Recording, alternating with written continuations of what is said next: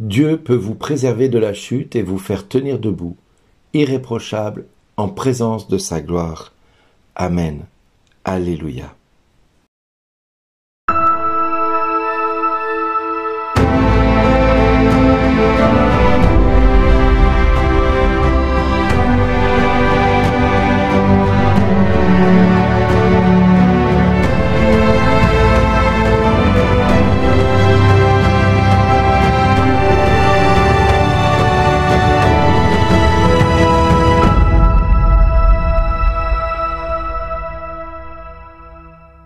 Aujourd'hui, le message vous est adressé par Bernard Dille. Bonjour les amis.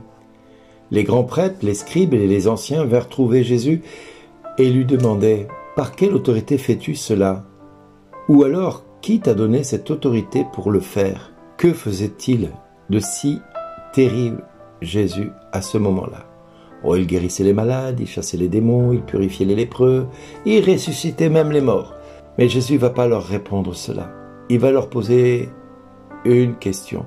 Et à cette question, il savait très bien qu'il ne pourrait répondre rien du tout, sans risquer de se compromettre. Or, la question, elle est bien là.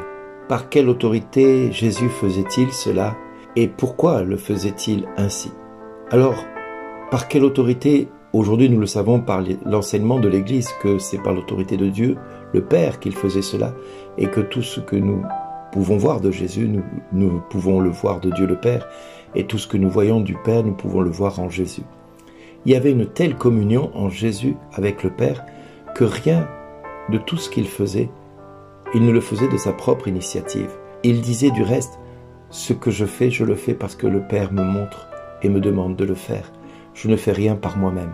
Eh bien, nous aussi, nous pouvons aujourd'hui avoir cette révélation et cette prise de conscience que l'autorité que Jésus a ne vient pas de lui, mais vient du Père qui lui a transmise par amour, par cette communion qu'ils ont tous les deux, par ce lien d'amour que le Saint-Esprit leur donne d'avoir quotidiennement. La différence entre lui et nous, c'est que lui savait de qui venait son autorité, parce qu'il avait cette pleine communion avec Dieu le Père.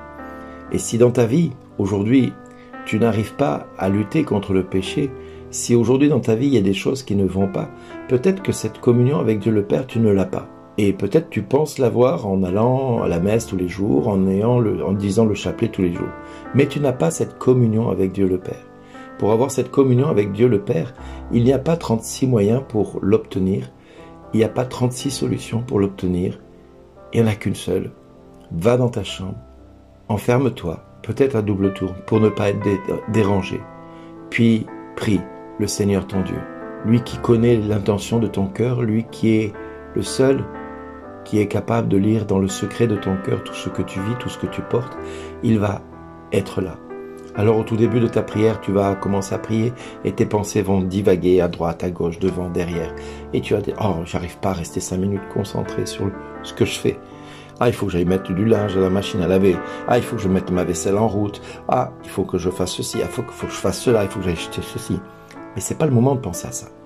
Et donc, pendant toute la première partie de ta prière, elle va être perturbée par toutes les pensées de ton quotidien auxquelles tu dois faire face. Alors, ce temps-là, il est très dur, il est très difficile à rompre. C'est ce combat qu'il te faut mener pendant un temps. Ce combat qui est cette prière sainte que tu dois avoir, c'est-à-dire où tu vas être en communion avec Dieu le Père pour une bonne fois. Et quand tu vas commencer à rentrer dans cette communion avec Dieu, là tu vas comme sentir l'atmosphère changer dans ta chambre. C'est-à-dire que ta pièce va devenir tout autre.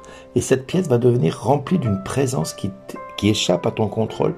C'est ce qu'on appelle la présence de l'Esprit Saint qui vient au secours de tes faiblesses. Mais il y a un temps où tu vas mener ce combat contre tout ce que tu dois faire dans la journée. C'est pas grave, ne te décourage pas, persiste, persévère. Parce que si tu perces, tu verras. Donc persévérer, c'est ça, c'est percer et voir ce que tu es capable de faire. Il faut rester dans ta chambre, enfermé, peut-être 5 minutes, peut-être 10 minutes, peut-être une demi-heure, peut-être 1 heure, peut-être une demi-journée, peut-être une journée complète. Mais reste dans ta chambre, Reste dans ta chambre jusqu'à percer le plafond de ta chambre. Et une fois que tu as percé le plafond de ta chambre, le ciel s'ouvre devant toi. Et à ce moment-là, tu peux commencer à rentrer dans cette présence de Dieu. Alors au début, ça va être long parce qu'il te faudra peut-être 1 heure, peut-être une journée, peut-être une semaine pour arriver à percer ce plafond. Mais reviens tous les jours dans ta chambre. Enferme-toi régulièrement. Enferme-toi régulièrement dans cette chambre et attache-toi à la prière en priant en langue si tu as le don des langues. Si tu l'as pas, demande-le et reçois-le. Laisse prier l'Esprit Saint à travers toi. Commence à prier en langue 1 fois, 2 fois, 3 fois, 4 fois, jusqu'à que cette chambre devienne un tabernacle. Et quand le tabernacle est là, Dieu est là. C'est pour ça que vous pouvez passer des heures, des fois en prière, en disant le chapelet, et passer complètement à côté malheureusement. Pas parce que le chapelet n'est pas bon, mais parce que vous le dites de manière, je dirais, récitative. Or, ce chapelet doit nous faire rentrer dans cette communion à Dieu le Père. Quand Marie disait « Mon âme exalte le Seigneur », elle vivait ces mots, elle les portait dans son sein. Déjà, elle le portait. Eh bien, Jésus nous invite à faire la même chose. Et Jude, l'apôtre Jude, va dire une chose merveilleuse.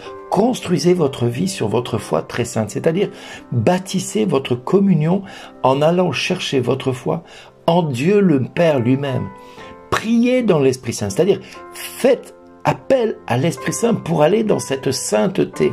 Et puis, gardez-vous dans la présence de l'amour de Dieu, c'est-à-dire dans cette chambre. Gardez-vous dans cette présence de Dieu qui vous veut dans cette chambre, qui vous veut enfermer dans cette chambre pour rentrer en communion avec lui. En attendant que la miséricorde vienne jusqu'à votre porte et qu'elle frappe la porte et qu'elle rentre dans votre chambre.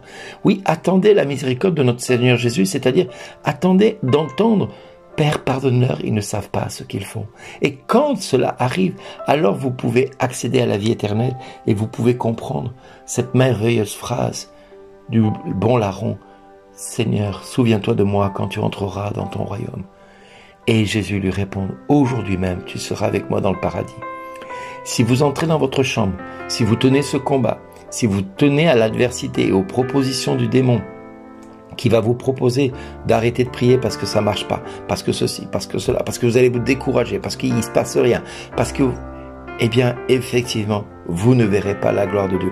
Vous ne pourrez pas entrer dans la présence de Dieu et dans la gloire de Dieu. Au Dieu unique, notre Sauveur, qui nous réunit par son Fils Jésus dans la gloire, dans sa majesté, dans sa souveraineté et dans le pouvoir qu'il détient. Cela avant tous les siècles, mais également aujourd'hui même quand tu seras dans ta chambre et pour tous les siècles à venir. La grâce que Dieu te demande de découvrir, c'est en t'enfermant dans ta chambre, d'attendre Dieu te dire « Mon fils, ma fille, merci d'avoir tenu bon, merci d'être là. » Alors tu vas pouvoir rentrer dans cette présence de Dieu. Voilà pourquoi aujourd'hui plus que jamais, j'ai envie de vous dire, si tu ne comprends pas pourquoi tu ne tiens pas debout face au péché, c'est peut-être parce que ta communion avec Dieu le Père est fluctuante autant que ton caractère l'est par moments. Retrouve cette intimité avec Dieu le Père. Va chercher cette intimité dans ta chambre. Dans ta chambre, pas ailleurs. Je vous invite vraiment à aller dans votre chambre parce que c'est dans votre chambre que Dieu vous attend. Et c'est dans votre chambre que vous allez découvrir sa présence dans votre cœur et que vous allez comprendre que vous pouvez tout et que le pouvoir vous est donné par Jésus-Christ.